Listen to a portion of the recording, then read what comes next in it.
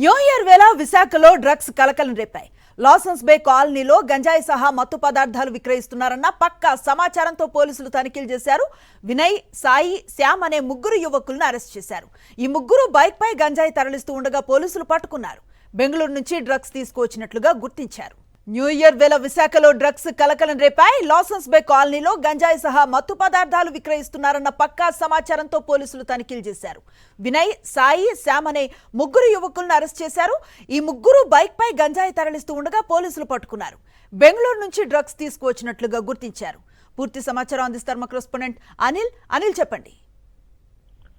Anusri, new year వేడుకలకు విశాఖ సిద్ధమైంది. ఈ తరుణంలోనే డ్రగ్స్ పట్టుబడడం కలకలం రేపుతోంది.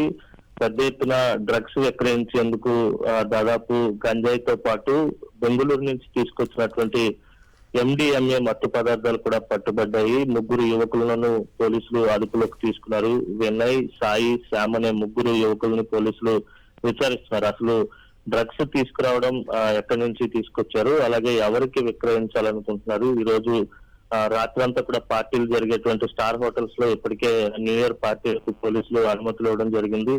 ఆయా ప్రాంతాలకు ఏమన్నా ఈ గంజాయి గాని డ్రగ్స్ గాని చేరవేసే ప్రయత్నంలో భాగంగా వీరు రవాణా చేస్తున్నారు అనే కోణంలో కూడా పోలీసులు దర్యాప్తు చేస్తున్నటువంటి పరిస్థితి. ఒక యువకుడు, ముగ్గురులో ఒక యువకుడు చోడవరానికి చెందినటువంటి యువకుడు. ఆ యువకుడు ఏజెన్సీ ప్రాంతం నుంచి గంజాయి తీసుకొచ్చినట్టుగా పోలీసులు ప్రాథమికంగా భావిస్తా ఉన్నారు. ఆ దిశగా దర్యాప్తు కూడా వేగంగా కొనసాగుతుంది. కేవలం ఈ ముగ్గురు మాత్రమే ఈ వ్యవహారంలో ఇన్వాల్వ్ అయి ఉన్నారా, లేకపోతే మిగతా వ్యక్తులు ఎవరైనా ఉన్నారా, అసలు వీళ్ళకి ఎవరైనా డబ్బులు పంపించారా, డ్రగ్స్ తీసుకురమ్మని, ఎప్పుడు తీసుకొచ్చారు, ఎవరికి విక్రయించాలని భావిస్తున్నారనే కోణంలో కూడా విచారణ వేగంగా కొనసాగుతుంది. మొత్తంగా చూస్తే కనుక మరి కాసేపట్లోనే న్యూ ఇయర్ వేడుకలు ప్రారంభమయ్యేటువంటి తరుణంలోనే విశాఖలో డ్రగ్స్ పట్టుబడడం తీవ్ర చర్చకు దారితీస్తుంది.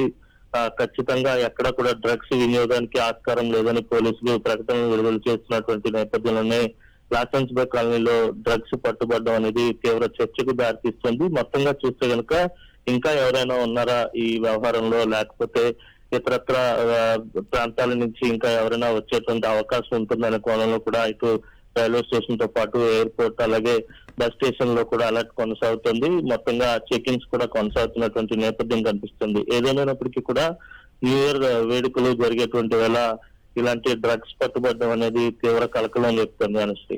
Right, thank you Anil.